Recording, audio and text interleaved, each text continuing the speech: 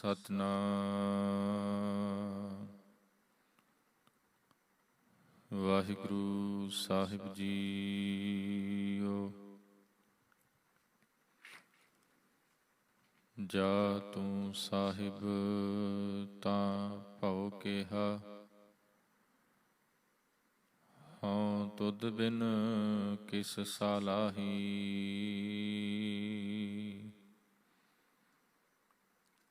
ਏਕ ਤੂੰ ਤਾਂ ਸਭ ਕਿਛ ਹੈ, ਮੈਂ ਤੁਧ ਬਿਨ ਦੂਜਾ ਨਾਹੀ।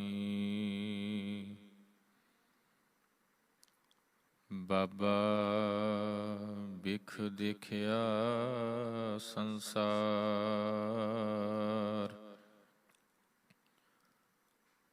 ਰੱਖਿਆ ਕਰੋ ਗੁਸਾਈ ਮੇਰੇ।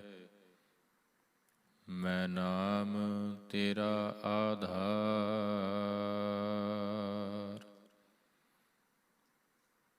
ਨਿਸ ਦਿਨ ਮਾਇਆ ਕਾਰਨੇ। ਪ੍ਰਾਨੀ ਡੋਲਤ ਨੀਤ,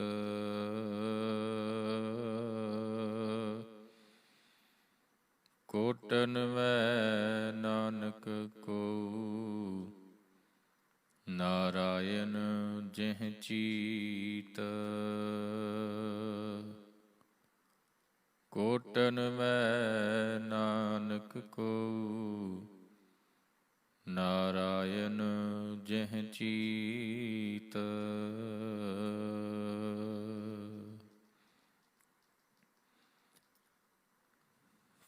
ਪਰਮ ਸਨਮਾਨਯੋਗ ਜੁਗੋ ਜੁਗ ਅਟਲ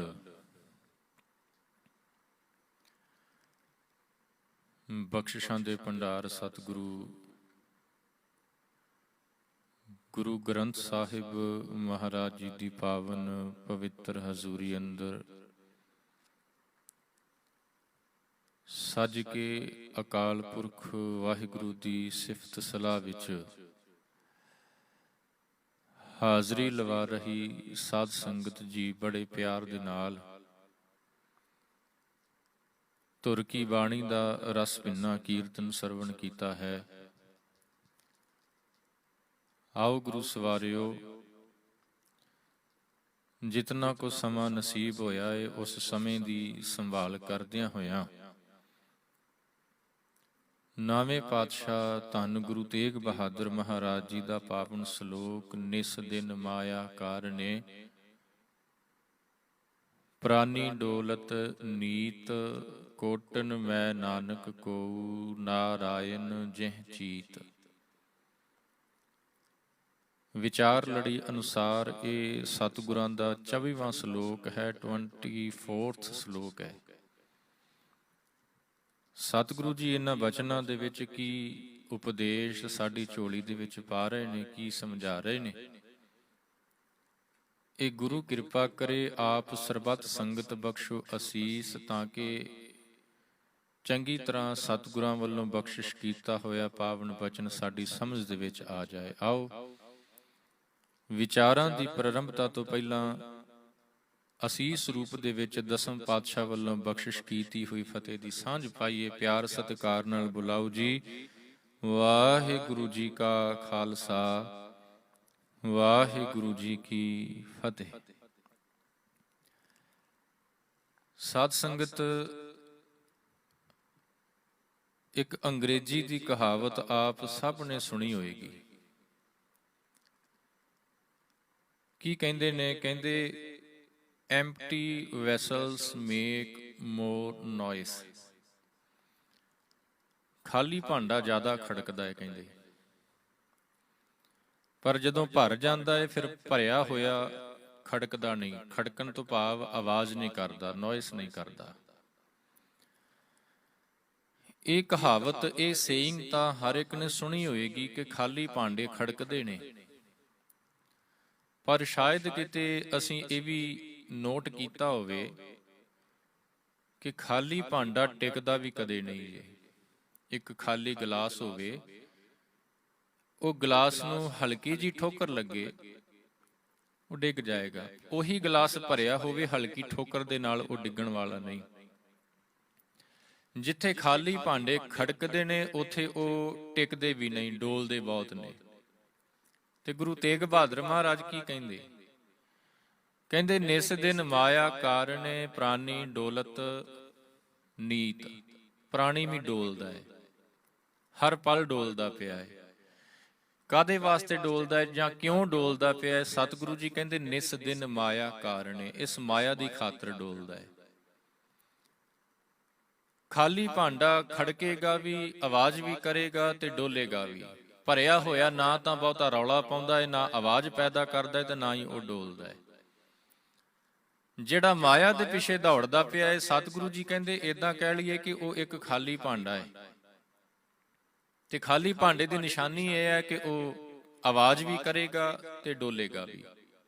ਇਸੇ ਕਰਕੇ ਮਾਇਆ ਦੇ ਪਿੱਛੇ ਚੱਲਣ ਵਾਲਾ ਇਨਸਾਨ ਉਹ ਜ਼ਿਆਦਾ ਬੋਲਦਾ ਵੀ ਹੈ ਤੇ ਡੋਲਦਾ ਵੀ ਹੈ। ਟਿਕਾ ਤੇ ਉਹਦੇ ਜੀਵਨ ਦੇ ਵਿੱਚ ਹੈ ਹੀ ਕਿਤੇ ਨਹੀਂ।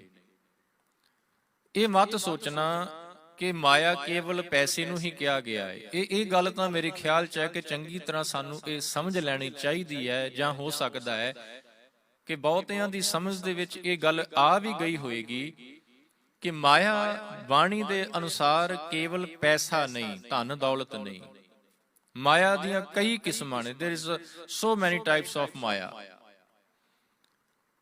ਕਬੀਰ ਸਾਹਿਬ ਦਾ ਬਚਨ ਪੜੋ, ਸ਼ਲੋਕ ਹੈ ਕਬੀਰ ਸਾਹਿਬ ਦਾ। ਕਬੀਰ ਸਾਹਿਬ ਕਹਿੰਦੇ ਕਬੀਰ ਆਈ ਮੁਝਹਿ ਪੈ। ਇਹ ਮਾਇਆ ਜਿਹਦੇ ਕਰਕੇ ਇਨਸਾਨ ਡੋਲਦਾ ਪਿਆ ਹੈ ਨਾ, ਉਹ ਮਾਇਆ ਕਬੀਰ ਸਾਹਿਬ ਕਹਿੰਦੇ ਮੇਰੇ ਕੋਲ ਵੀ ਆਈ। ਕਿਸ ਤਰ੍ਹਾਂ ਆਈ? ਅਨਿਕ ਕਰੇ ਕਰ ਭੇਸ। ਅਨਿਕ, ਅਨਿਕ ਦਾ ਮਤਲਬ ਇੱਥੇ ਕਈ ਤਰ੍ਹਾਂ ਦੇ ਨਾਲ, ਵੇਰੀਅਸ ਟਾਈਪ, ਕਈ ਤਰ੍ਹਾਂ ਦੇ ਨਾਲ ਇਹ ਜਿਹੜੀ ਮਾਇਆ ਹੈ ਨਾ, ਕਬੀਰ ਸਾਹਿਬ ਕਹਿੰਦੇ ਮੇਰੇ ਕੋਲ ਵੀ ਆਈ। ਕਿਉਂ ਆਈ? ਤਾਂ ਕਿ ਕਬੀਰ ਨੂੰ ਮੈਂ ਆਪਣੇ ਜਾਲ ਦੇ ਵਿੱਚ ਫਸਾ ਲਵਾਂ। ਕਿਹੜਾ ਕਿਹੜਾ ਰੂਪ? ਇਹ ਕਹਿ ਲਈਏ ਕਿ ਕਦੇ ਪਤਨੀ ਦੇ ਰੂਪ ਵਿੱਚ, ਕਦੇ ਪਤੀ ਦੇ ਰੂਪ ਦੇ ਵਿੱਚ, ਕਦੀ ਬੱਚਿਆਂ ਦੇ ਰੂਪ 'ਚ, ਕਦੇ ਜ਼ਮੀਨ ਜਾਇਦਾਦ ਧਨ ਦੌਲਤ, ਕਦੇ ਵਿਕਾਰਾਂ ਦੇ ਰੂਪ ਦੇ ਵਿੱਚ, ਕਾਮ ਕ੍ਰੋਧ ਲੋਭ ਮੋਹ ਹੰਕਾਰ। ਇਹ ਸਾਰੇ ਰੂਪ ਮਾਇਆ ਦੇ ਨੇ, ਇਹਨਾਂ ਨੂੰ ਮਾਇਆ ਹੀ ਕਿਹਾ ਜਾਂਦਾ। ਇਹ ਵੱਖ-ਵੱਖ ਰੂਪ ਬਣਾ ਕੇ ਮੈਨੂੰ ਆਪਣੇ ਜਾਲ ਦੇ ਵਿੱਚ ਫਸਾਉਣ ਵਾਸਤੇ ਆਈ, ਪਰ ਮੈਂ ਬਚ ਗਿਆ ਗੁਰੂ ਕਿਰਪਾ ਸਦਕਾ। ਸੋ ਇਹਦਾ ਮਤਲਬ ਇਹ ਹੋਇਆ ਕਿ ਮਾਇਆ ਦੀਆਂ ਕਈ ਕਿਸਮਾਂ ਨੇ। ਕਿਸੇ ਨਾ ਕਿਸੇ ਤਰੀਕੇ ਦੇ ਨਾਲ ਇਨਸਾਨ ਨੂੰ ਮਾਇਆ ਆਪਣੇ ਜਾਲ ਵਿੱਚ ਫਸਾ ਲੈਂਦੀ ਹੈ। ਸਤਿਗੁਰਾਂ ਨੇ ਤਾਂ ਇੱਥੋਂ ਤੱਕ ਕਹਿ ਦਿੱਤਾ, ਕਹਿੰਦੇ ਇੱਕ ਆਮ ਇਨਸਾਨ ਦੀ ਤਾਂ ਗੱਲ ਹੀ ਕੀ ਕਰਨੀ ਹੋਈ। ਇੱਕ ਆਮ ਨਾਰਮਲ ਜ਼ਿੰਦਗੀ ਜੀਣ ਵਾਲਾ ਜਿਹੜਾ ਇਨਸਾਨ ਹੈ, ਜਿਹੜਾ ਆਪਣੇ ਪਰਿਵਾਰ ਦੀ ਪਾਲਣਾ ਕਰਦਾ ਪਿਆ ਹੈ, ਉਸ ਇੱਕ ਆਮ ਇਨਸਾਨ ਦੀ ਗੱਲ ਤਾਂ ਕੀ ਕਰਨੀ। ਜਿਹੜੇ ਵੱਡੇ ਵੱਡੇ ਜੋਗੀ, ਵੱਡੇ ਵੱਡੇ ਸਰੇਵੜੇ ਤਪੱਸਿਆ ਕਰਨ ਵਾਲੇ ਹੋਏ, ਉਹ ਵੀ ਇਸ ਮਾਇਆ ਤੋਂ ਬਚ ਨਹੀਂ ਸਕੇ। ਬਚਨ ਬੜਾ ਪਿਆਰਾ, ਕਹਿੰਦੇ ਜੋਗੀ ਜੰਗਮ ਅਰ ਸੰਨਿਆਸ ਸਭ ਪਰ ਡਾਰੀ ਇਹ ਫਾਸ। ਇਸ ਮਾਇਆ ਨੇ ਕਹਿੰਦੇ ਸਾਰਿਆਂ ਦੇ ਉੱਤੇ ਆਪਣਾ ਪ੍ਰਭਾਵ ਪਾਇਆ ਹੋਇਆ ਹੈ। ਕਬੀਰ ਸਾਹਿਬ ਨੇ ਵੀ ਕਿਹਾ, ਕਹਿੰਦੇ ਨਕਟੀ ਕੋ ਠਨਗਣ ਬਾਡਾ ਡੂ। ਇਹ ਮਾਇਆ, ਇਸ ਮਾਇਆ ਨੂੰ ਕਬੀਰ ਸਾਹਿਬ ਜਿਹੜੇ ਨੇ ਨਾ, ਉਹ ਸ਼ੇਮਲੈਸ ਕਹਿੰਦੇ ਪਏ ਨੇ। ਨਕਟੀ, ਨਕਟੀ ਕੋ ਠਨਗਣ ਬਾਡਾ ਡੂ, ਕਹਿੰਦੇ ਇਸ ਮਾਇਆ ਦਾ ਵਾਜਾ ਸਾਰਿਆਂ ਦੇ ਸਿਰ ਦੇ ਉੱਤੇ ਵੱਜਦਾ ਪਿਆ ਹੈ। ਤੇ ਤਕਰੀਬਨ ਮੋਸਟਲੀ ਹਰ ਇੱਕ ਇਨਸਾਨ ਇਸ ਮਾਇਆ ਦੇ ਜਾਲ ਦੇ ਵਿੱਚ ਫਸ ਜਾਂਦਾ ਹੈ। ਹਰ ਕੋਈ ਫਸਦਾ ਹੈ, ਪਰ ਇਹ ਨਹੀਂ ਕਿ ਜੇਕਰ ਇੱਕ ਇਨਸਾਨ ਹਉਮੈ ਦੇ ਵਿੱਚ ਫਸਿਆ ਪਿਆ ਤੇ ਸਾਰੀ ਹਉਮੈ ਦੇ ਵਿੱਚ ਹੀ ਫਸੇ ਨੇ। ਨਹੀਂ, ਕੋਈ ਹਉਮੈ ਵਿੱਚ ਫਸਿਆ ਹੈ, ਕਿਸੇ ਨੂੰ ਆਪਣੇ ਧਨ ਦੌਲਤ ਦਾ ਹੰਕਾਰ ਹੈ, ਕੋਈ ਕਾਮ ਦੇ ਵਿੱਚ ਗ੍ਰਸਤ ਹੋ ਗਿਆ, ਕਿਸੇ ਦੇ ਅੰਦਰ ਲਾਲਚ ਬਹੁਤ ਵੱਧ ਗਿਆ, ਕੋਈ ਇਨਸਾਨ ਜਿਹੜਾ ਹੈ ਉਹ ਮੋਹ ਦੇ ਵਿੱਚ ਫਸਿਆ ਪਿਆ। ਇਹ ਵੱਖ-ਵੱਖ ਤਰ੍ਹਾਂ ਦੇ ਨਾਲ ਇਨਸਾਨਾਂ ਨੂੰ ਇਸ ਮਾਇਆ ਨੇ ਆਪਣੇ ਜਾਲ ਵਿੱਚ ਫਸਾਇਆ ਹੋਇਆ ਹੈ। ਤੇ ਸਤਿਗੁਰੂ ਜੀ ਕਹਿੰਦੇ ਬਸ ਇਸੇ ਕਰਕੇ ਇਨਸਾਨ ਦੇ ਜੀਵਨ ਦੇ ਵਿੱਚ ਟਿਕਾ ਨਹੀਂ ਹੈ। ਇਨਸਾਨ ਦੀ ਜ਼ਿੰਦਗੀ ਜਿਹੜੀ ਹੈ ਉਹ ਪੀਸਫੁਲ ਨਹੀਂ ਹੈ, ਸਟੇਬਲ ਨਹੀਂ ਹੈ ਮਨ, ਇਸੇ ਮਾਇਆ ਦੇ ਕਰਕੇ। ਕਈ ਐਸੇ ਵੀ ਦੁਨੀਆ ਦੇ ਵਿੱਚ ਤੁਹਾਨੂੰ ਮਿਲਣਗੇ ਜਿਹੜੇ ਇਹ ਹੋ ਸਕਦਾ ਹੈ ਕਿ ਵਿਖਾਵਾ ਤਾਂ ਜ਼ਰੂਰ ਕਰਨ, ਪ੍ਰਿਟੈਂਡ ਤਾਂ ਜ਼ਰੂਰ ਕਰਨ ਕਿ ਉਹ ਬਹੁਤ ਟਿਕੇ ਹੋਏ ਨੇ, ਪਰ ਅਸਲ ਦੇ ਵਿੱਚ ਉਹਨਾਂ ਨੂੰ ਕਦੇ ਮੌਕਾ ਨਹੀਂ ਮਿਲਿਆ ਅੰਦਰਲਾ ਜਿਹੜਾ ਖਿਲਾਰਾ, ਅੰਦਰ ਜਿਹੜਾ ਰੌਲਾ ਮਚਾਇਆ ਹੋਇਆ ਹੈ ਨਾ ਵਿਕਾਰਾਂ ਨੇ, ਉਹਨਾਂ ਨੂੰ ਬਾਹਰ ਕੱਢਣ ਦਾ।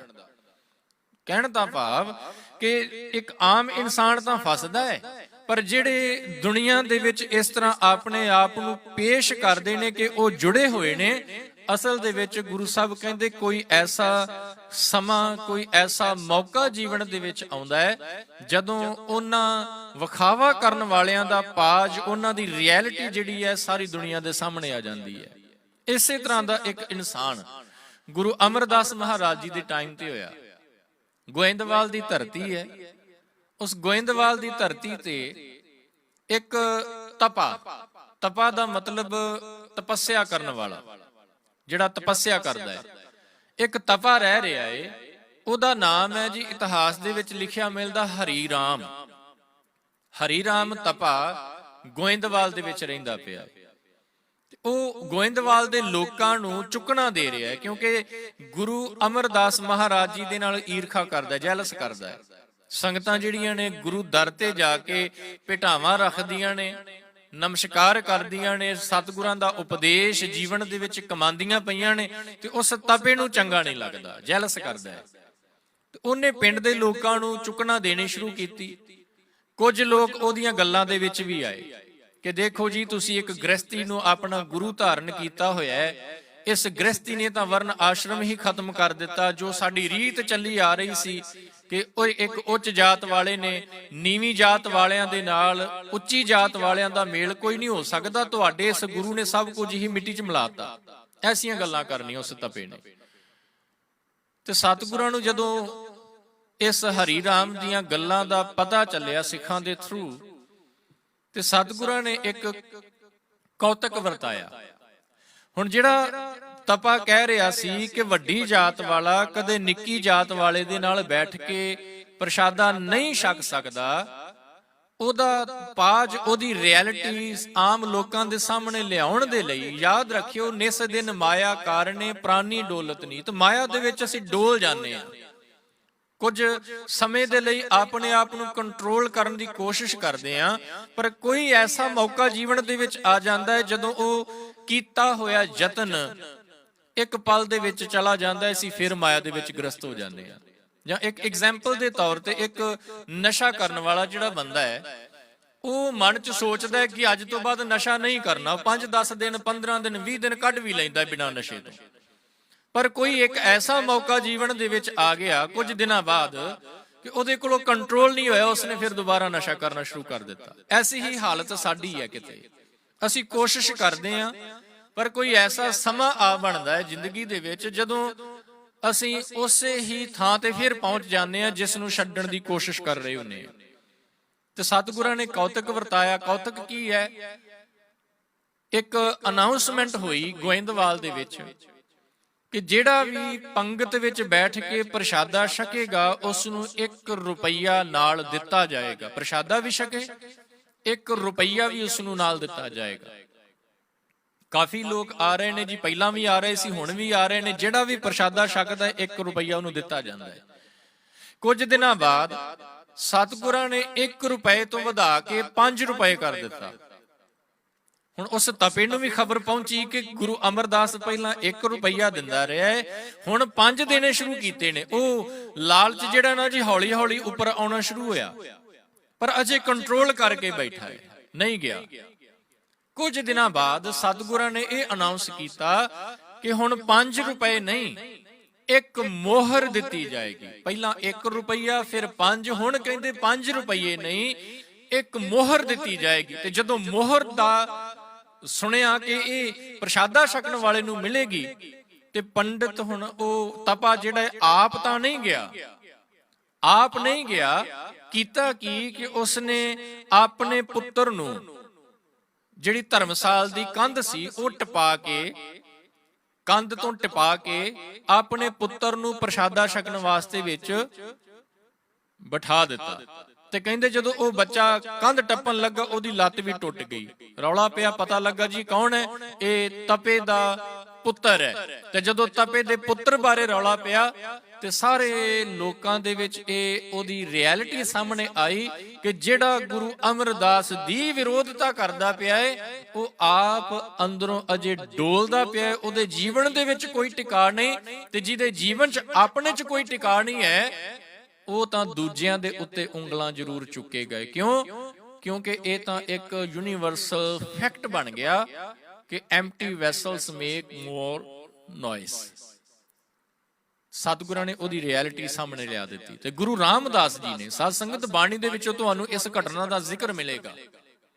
ਗੁਰੂ ਰਾਮਦਾਸ ਜੀ ਨੇ ਗੁਰੂ ਬਣਨ ਤੋਂ ਬਾਅਦ ਇਹ ਜੋ ਘਟਨਾ ਗੋਇੰਦਵਾਲ ਦੇ ਵਿੱਚ ਹੋਈ ਉਹਦਾ ਜ਼ਿਕਰ ਬਾਣੀ ਦੇ ਵਿੱਚ ਕਰ ਦਿੱਤਾ। ਸਤਿਗੁਰਾਂ ਦਾ ਬਚਨ ਪੜਿਓ ਗੁਰੂ ਰਾਮਦਾਸ ਜੀ ਦਾ। ਪਾਤਸ਼ਾਹ ਜੀ ਕਹਿੰਦੇ, ਤਪਾ ਨਾ ਹੋਵੇ ਅੰਦਰੋਂ ਲੋਭੀ, ਨਿਤ ਮਾਇਆ ਨੂੰ ਫਿਰੈ ਜਜ ਮਾਲਿਆ। ਅੱਗੋਂ ਦੇ ਸੱਦਿਆ ਸੱਤੈ ਦੀ ਭਿਖਿਆ ਲਏ ਨਾਹੀ, ਪਿੱਛੋਂ ਦੇ ਪਛਤਾਏ ਕੈ ਆਣ ਤਪੈ ਪੁੱਤ ਵਿੱਚ ਬਹਾਲਿਆ। ਪਹਿਲਾਂ ਜਦੋਂ ਸਤਿਗੁਰਾਂ ਨੇ ਅਨਾਉਂਸ ਕੀਤਾ ਸੀ ਕਿ ਆਓ ਜਿਹੜਾ ਵੀ ਆਏਗਾ ਉਹ ਛਕੇ ਤੇ ਨਾਲ ਪੈਸੇ ਲਏ, ਤਪਾ ਨਹੀਂ ਗਿਆ। ਫਿਰ ਪਿੱਛੋਂ ਦੇ ਬਾਅਦ ਵਿੱਚ ਆਪਣੇ ਪੁੱਤਰ ਨੂੰ ਪਿੱਛੋਂ ਦੇ ਪਛਤਾਏ ਕੈ ਆਣ ਤਪੈ ਪੁੱਤ ਵਿੱਚ ਬਹਾਲਿਆ। ਤੇ ਜਦੋਂ ਉਹਦੀ ਰਿਐਲਿਟੀ ਸਾਹਮਣੇ ਆਈ ਫਿਰ ਪੰਚ ਲੋਕ ਸਭ ਹੱਸਣ ਲੱਗੇ, ਤਪਾ ਲੋਭ ਲਹਿਰ ਹੈ ਗਾਲਿਆ।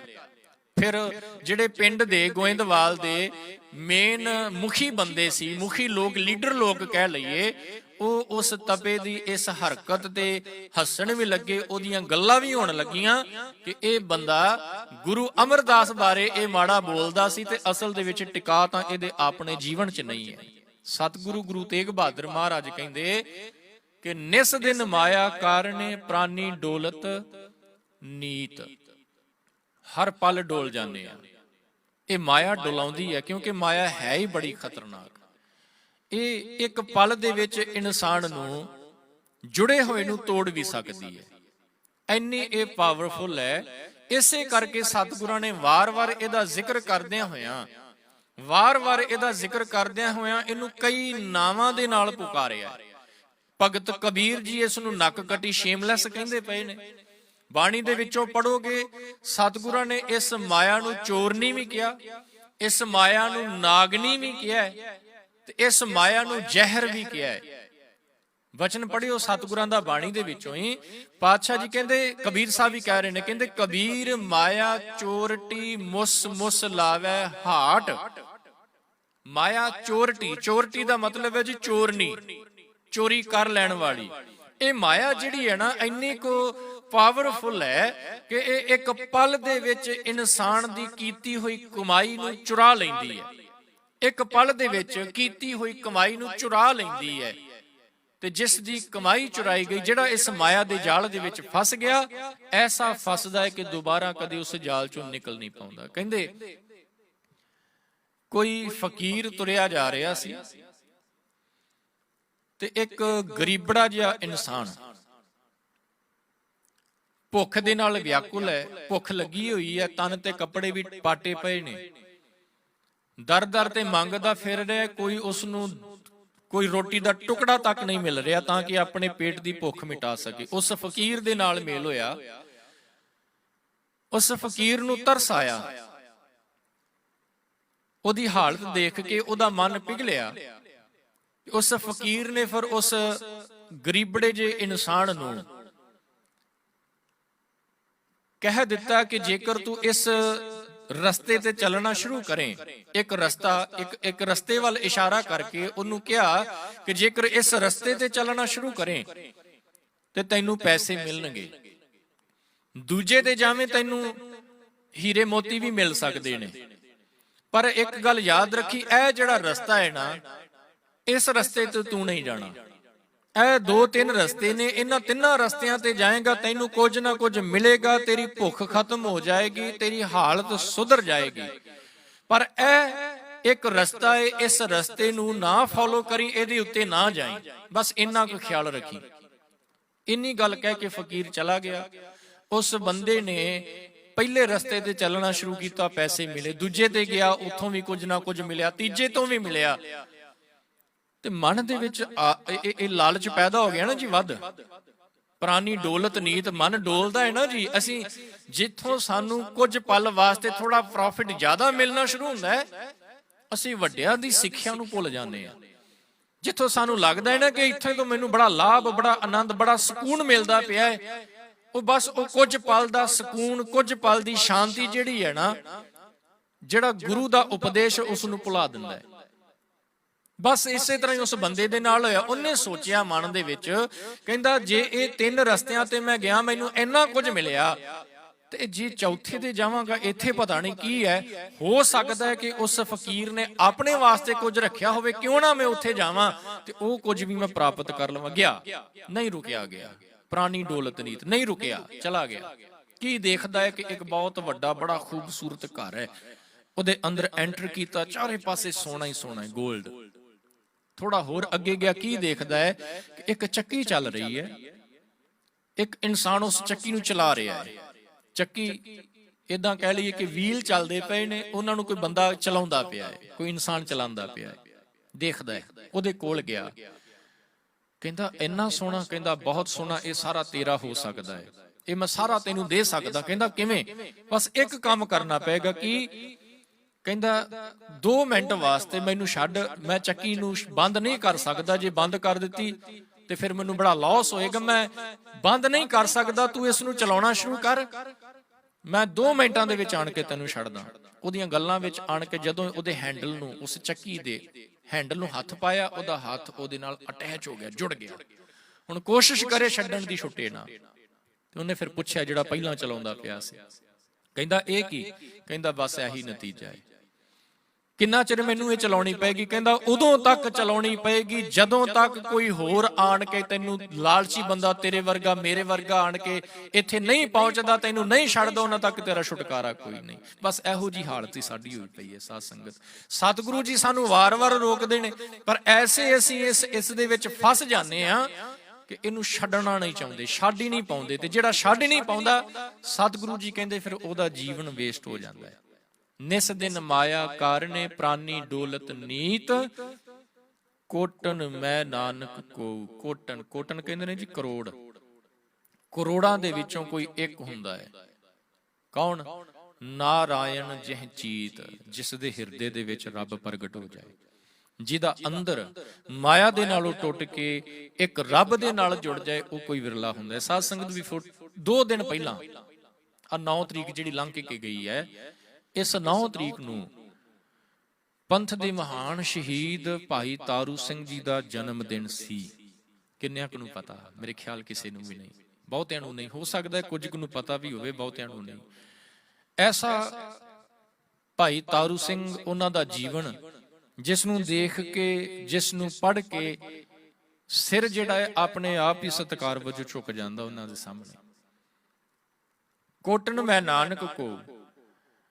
ਹੁਣ ਭਾਈ ਤਾਰੂ ਸਿੰਘ ਨੂੰ ਵੀ ਮਾਇਆ ਭਰਮਾਉਣ ਵਾਸਤੇ ਆਈ। ਯਾਦ ਰਹੇ, ਜਦੋਂ ਭਾਈ ਤਾਰੂ ਸਿੰਘ ਜੀ ਨੂੰ ਗ੍ਰਿਫਤਾਰ ਕਰਕੇ ਲੈ ਕੇ ਗਏ ਨਾ, ਉੱਥੇ ਉਹਨਾਂ ਦੇ ਸਾਹਮਣੇ ਲਾਲਚ ਰੱਖੇ ਗਏ।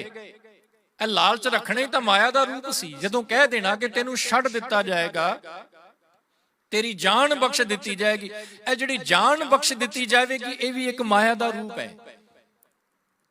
ਹੋ ਸਕਦਾ ਹੈ ਕਿ ਇਨਸਾਨ ਆਪਣੀ ਜਾਨ ਬਚਾਉਣ ਵਾਸਤੇ ਆਪਣੇ ਗੁਰੂ ਦੇ ਨਾਲੋਂ ਟੁੱਟ ਜਾਏ। ਭਾਈ ਤਾਰੂ ਸਿੰਘ ਨੇ ਕੀ ਕਿਹਾ? ਕਹਿਣ ਲੱਗੇ ਕਿ ਜੇਕਰ ਮੈਂ ਗੁਰੂ ਤੋਂ ਬੇਮੁਖ ਹੋ ਜਾਵਾਂਗਾ, ਇਸਲਾਮ ਕਬੂਲ ਕਰ ਲਵਾਂਗਾ, ਕੀ ਮੈਨੂੰ ਮੌਤ ਨਹੀਂ ਆਏਗੀ? ਕਹਿੰਦਾ ਮੌਤ ਤੇ ਫੇਰ ਆਉਣੀ ਹੈ। ਕਹਿੰਦੇ ਜੇ ਮੌਤ ਫੇਰ ਵੀ ਆਉਣੀ ਹੈ ਤੇ ਫਿਰ ਮੈਂ ਗੁਰੂ ਤੋਂ ਬੇਮੁਖ ਹੋ ਕੇ ਕਿਉਂ ਮਰਾਂ?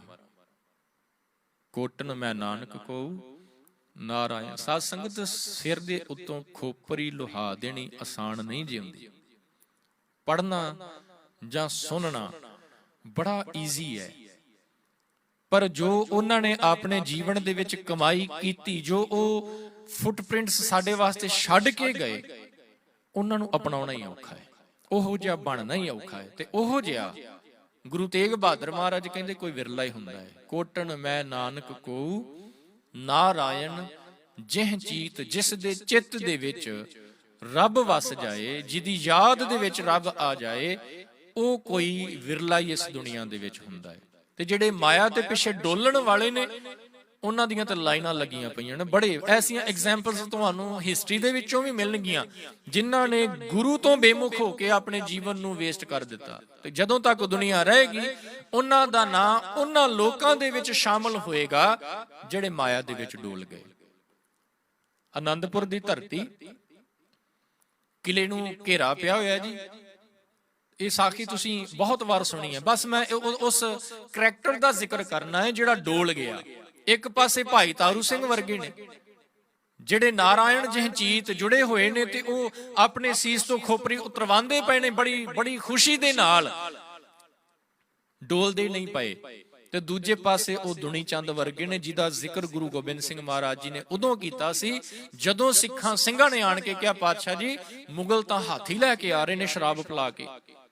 ਸਤਿਗੁਰੂ ਜੀ ਕਹਿੰਦੇ ਜੇ ਉਹ ਹਾਥੀ ਲੈ ਕੇ ਆ ਰਹੇ ਨੇ ਸਾਡੇ ਕੋਲ ਵੀ ਹੈ ਹਾਥੀ। ਕੌਣ?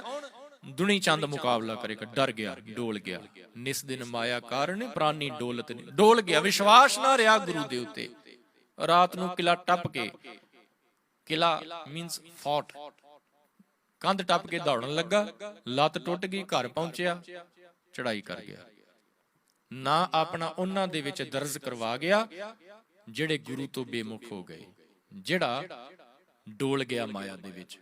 ਤੇ ਉਧਰੋਂ ਭਾਈ ਬਚਿੱਤਰ ਸਿੰਘ ਵਰਗਾ ਉੱਥੇ ਮੌਜੂਦ ਸੀ ਜਿਸ ਨੇ ਮੁਕਾਬਲਾ ਕੀਤਾ। ਤੇ ਭਾਈ ਬਚਿੱਤਰ ਸਿੰਘ ਜੀ ਦਾ ਨਾਂ ਉਹਨਾਂ ਦੇ ਵਿੱਚ ਸ਼ਾਮਲ ਹੈ ਜਾਂ ਰਹਿੰਦੀ ਦੁਨੀਆ ਤੱਕ ਉਹਨਾਂ ਗੁਰਮੁਖਾਂ ਦੀ ਕਤਾਰ ਦੇ ਵਿੱਚ, ਲੜੀ ਦੇ ਵਿੱਚ ਉਹਨਾਂ ਦਾ ਨਾਂ ਯਾਦ ਕੀਤਾ ਜਾਏਗਾ, ਪੜ੍ਹਿਆ ਜਾਏਗਾ, ਜਿਹੜੇ ਕੋਟਣ ਮੈਂ ਨਾਨਕ ਕੋ ਨਾਰਾਇਣ ਜਹਚੀਤ। ਸਤਿਗੁਰੂ ਜੀ ਕਹਿੰਦੇ ਡੋਲਦੇ ਤਾਂ ਬਹੁਤ ਨੇ। ਮਾਇਆ ਦਾ ਕੰਮ ਹੀ ਇਹ ਹੈ ਕਿ ਭਟਕਾਉਣਾ। ਕਦੇ ਤੁਸੀਂ ਨੋਟ ਕੀਤਾ ਹੀ ਹੋਏਗਾ ਜਦੋਂ ਸਵੇਰੇ ਜਾਗ ਕੇ ਜਾਂ ਕਿਸੇ ਵੀ ਟਾਈਮ ਦਿਨ ਦੇ ਵਿੱਚ ਮਨ ਕਰੇ ਕਿ ਬਾਣੀ ਪੜ੍ਹੀਏ, ਤੁਸੀਂ ਗੁਟਕਾ ਸਾਹਿਬ ਪਕੜ ਕੇ ਹੱਥ ਦੇ ਵਿੱਚ ਬਾਣੀ ਪੜ੍ਹਨੀ ਸ਼ੁਰੂ ਕਰੋ। ਅਜੇ ਸਿਰਫ 2-4 ਪੰਕਤੀਆਂ ਪੜ੍ਹੋਗੇ, ਉਬਾਸੀਆਂ ਆਉਣੀਆਂ ਸ਼ੁਰੂ ਹੋ ਜਾਣਗੀਆਂ, ਸੁਸਤੀ ਆਉਣੀ ਸ਼ੁਰੂ ਹੋ ਜਾਏਗੀ। ਕਿਉਂ? ਕਿਉਂਕਿ ਉਹ ਜਿਸ ਤਰ੍ਹਾਂ ਦਾ ਸਾਡਾ ਅੰਦਰ ਬਣਿਆ ਪਿਆ ਹੈ ਨਾ, ਉਹ ਅੰਦਰੋਂ ਆਵਾਜ਼ ਆਂਦੀ ਪਈ ਹੈ ਕਿ ਇਹ ਕੰਮ ਨਾ ਕਰ। ਕਿਉਂਕਿ ਮਾਇਆ ਹੈ ਨਾ ਜੀ, ਇਹ ਵੀ ਮਾਇਆ। ਜਿਹੜੀ ਉਬਾਸੀਆਂ ਆ ਰਹੀਆਂ ਨੇ ਇਹ ਮਾਇਆ ਹੈ, ਤਾਂ ਕਿ ਜਿਹੜਾ ਚੰਗਾ ਕੰਮ ਬਾਣੀ ਪੜ੍ਹਨ ਵਾਲਾ ਅਸੀਂ ਕਰਦੇ ਪਏ ਆ, ਇਸ ਨੂੰ ਛੱਡ ਕੇ ਕੋਈ ਉਹ ਕੰਮ ਕਰੀਏ ਜਿਹੜਾ ਮਾਇਆ ਦੇ ਨਾਲ ਰਿਲੇਟਡ ਹੋਏ। ਤੇ 5-7 ਮਿੰਟ ਪੜ੍ਹਦੇ ਆ। ਕਈ ਵਾਰ ਮੇਰੇ ਵਰਗੇ ਐਸੇ ਹੁੰਦੇ ਨੇ ਜਦੋਂ 2-4 ਉਬਾਸੀਆਂ ਵੱਧ ਆਈਆਂ ਉਹ ਗੁਟਕਾ ਸਾਹਿਬ ਬੰਦ ਕਰਕੇ ਸੌਂ ਜਾਂਦੇ ਨੇ। ਇਹੀ ਤੇ ਮਾਇਆ ਹੈ। ਸਤਿਗੁਰੂ ਜੀ ਕਹਿੰਦੇ ਡੋਲਣ ਵਾਲੇ ਬਹੁਤ, ਲਾਈਨਾਂ ਲੱਗੀਆਂ ਪਈਆਂ ਨੇ, ਪਰ ਵਿਰਲੇ ਉਹ ਨੇ ਜਿਨ੍ਹਾਂ ਦਾ ਮਨ, ਜਿਨ੍ਹਾਂ ਦਾ ਚਿੱਤ ਜਿਹੜਾ ਹੈ ਉਸ ਰੱਬ ਦੇ ਨਾਲ ਜੁੜਿਆ ਹੋਇਆ ਹੈ। ਤੇ ਜਿਨ੍ਹਾਂ ਦਾ ਚਿੱਤ ਉਸ ਰੱਬ ਨਾਲ ਜੁੜ ਗਿਆ, ਸਤਿਗੁਰੂ ਜੀ ਕਹਿੰਦੇ ਉਹਨਾਂ ਦਾ ਜੀਵਨ ਸਫਲ ਹੈ। ਡੋਲਣ ਵਾਲੇ ਆਪਣੀ ਲਾਈਫ, ਆਪਣੀ ਜ਼ਿੰਦਗੀ ਨੂੰ ਵੇਸਟ ਕਰ ਜਾਂਦੇ ਨੇ। ਜੁੜੇ ਹੋਏ ਆਪਣੀ ਜ਼ਿੰਦਗੀ ਨੂੰ ਸਫਲ ਬਣਾ ਕੇ ਹੋਰਨਾਂ ਵਾਸਤੇ ਫੁੱਟਪ੍ਰਿੰਟਸ ਛੱਡ ਕੇ ਜਾਂਦੇ ਨੇ, ਤਾਂ ਕਿ ਉਹਨਾਂ ਨੂੰ ਫੋਲੋ ਕਰਕੇ ਆਪਣੇ ਜੀਵਨ ਨੂੰ ਸਫਲ ਬਣਾਇਆ ਜਾ ਸਕੇ। ਭਾਈ ਤਾਰੂ ਸਿੰਘ ਦਾ ਜਿਹੜਾ ਜਨਮ ਦਿਹਾੜਾ ਹੈ ਨਾ ਜੀ, ਉਹ ਪੰਜਾਬ ਦੇ ਵਿੱਚ ਮਨਾਇਆ ਗਿਆ। ਤੇ ਭਾਈ ਤਾਰੂ ਸਿੰਘ ਜੀ ਦੇ ਜੀਵਨ ਦੇ ਵਿੱਚੋਂ ਇਹ ਸਿੱਖਿਆ ਆਪਾਂ ਜ਼ਰੂਰ ਗ੍ਰਹਿਣ ਕਰ ਲਈਏ ਕਿ ਜੀਵਨ 'ਚ ਜੋ ਕੁਛ ਚਾਹੇ ਮਰਜ਼ੀ ਹੋ ਜਾਏ, ਪਰ ਗੁਰੂ ਦਾ ਲੜ ਨਹੀਂ ਛੱਡਣਾ। ਗੁਰੂ ਅਰਜਨ ਸਾਹਿਬ ਮਹਾਰਾਜ ਜੀ ਨੇ ਵੀ ਇਹ ਬਚਨ ਕਿਹਾ ਬਾਣੀ ਦੇ ਵਿੱਚ, ਕਹਿੰਦੇ ਤੂੰ ਅਰਜ਼ੋਈ ਕਰ।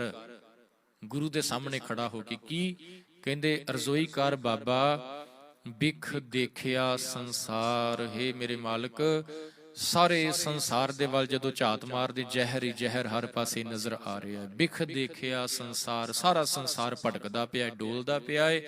ਰੱਖਿਆ ਕਰੋ ਗੁਸਾਈ ਮੇਰੇ। ਇਹ ਬੇਨਤੀ ਕਰੀਏ, ਹੈ ਮੇਰੇ ਮਾਲਕ ਮੇਰੀ ਰੱਖਿਆ ਕਰ, ਰੱਖਿਆ ਕਰੋ ਗੁਸਾਈ ਮੇਰੇ। ਮੈਂ ਨਾਮ ਤੇਰਾ ਆਧਾਰ, ਮੈਨੂੰ ਤੇਰੇ ਨਾਮ ਦਾ ਹੀ ਆਸਰਾ ਹੈ, ਤੇਰੇ ਤੋਂ ਬਿਨਾ ਮੇਰਾ ਕੁਝ ਵੀ ਹੋ ਨਹੀਂ ਸਕਣਾ। ਤੇ ਜਿਹਦਾ ਰੱਬ ਹੋ ਜਾਂਦਾ ਹੈ, ਫਿਰ ਗੁਰੂ ਅਰਜਨ ਸਾਹਿਬ ਮਹਾਰਾਜ ਜੀ ਕਹਿੰਦੇ ਨੇ ਇਸ ਸ਼ਬਦ ਦੀ ਆਰੰਭਤਾ ਦੇ ਵਿੱਚ, ਕਹਿੰਦੇ ਜੇਕਰ ਤੂੰ ਮੇਰਾ ਸਾਥੀ ਹੋ ਜਾਏ, ਜਾਂ ਤੂੰ ਸਾਹਿਬ ਤਾਂ ਭਾਉ ਕੇਹਾ, ਹਉ ਤੁਧ ਬਿਨ ਕਿਸ ਸਾਲਾਹੀ। ਏਕ ਤੂੰ ਤਾਂ ਸਭ ਕਿਛ ਹੈ, ਮੈਂ ਤੁਧ ਬਿਨ ਦੂਜਾ ਨਾਹੀ। ਫਿਰ ਉਹ ਇੱਕ ਰੱਬ ਦੇ ਨਾਲ ਜੁੜ ਕੇ ਕੋਟਣ ਮੈਂ ਨਾਨਕ ਕੋ ਵਾਲੀ ਗੱਲ ਜਿਹੜੀ ਹੈ ਉਹਦੇ ਜੀਵਨ ਦੇ ਵਿੱਚ ਲਾਗੂ ਹੁੰਦੀ ਹੈ ਤੇ ਆਪਣੇ ਜੀਵਨ ਨੂੰ ਉਹ ਸਫਲ ਬਣਾ ਜਾਂਦਾ ਹੈ। ਸਤਿਗੁਰੂ ਜੀ ਕਿਰਪਾ ਕਰਨ ਕਿਤੇ ਮਾਇਆ ਦਾ ਪਰਦਾ ਸਾਡੀਆਂ ਅੱਖਾਂ ਤੋਂ ਚੁੱਕਿਆ ਜਾਏ, ਤਾਂ ਕਿ ਇਸ ਮਾਇਆ ਦੀ ਅਸਲੀਅਤ ਨੂੰ ਪਹਿਚਾਣਦਿਆਂ ਹੋਇਆਂ ਇਹਦਾ ਖਹਿੜਾ ਛੱਡ ਕੇ, ਮੋਹ ਛੱਡ ਕੇ, ਇਹਦੇ ਨਾਲੋਂ ਡਿਟੈਚ ਹੋ ਕੇ, ਗੁਰੂ ਦੇ ਨਾਲ ਅਟੈਚ ਹੋ ਕੇ ਆਪਣੇ ਜੀਵਨ ਨੂੰ ਸਫਲ ਬਣਾ ਸਕੀਏ ਜੀ। ਹੋਈਆਂ ਭੁੱਲਾਂ ਦੀ ਖਿਮਾ ਗੁਰੂ ਅਤੇ ਸੰਗਤ ਬਖਸ਼ਣ ਯੋਗ ਹੈ। ਬਖਸ਼ ਲੈਣਾ ਜੀ। ਬੁਲਾਓ ਫਤਿਹ। ਵਾਹਿਗੁਰੂ ਜੀ ਕਾ ਖਾਲਸਾ, ਵਾਹਿਗੁਰੂ ਜੀ ਕੀ ਫਤਿਹ।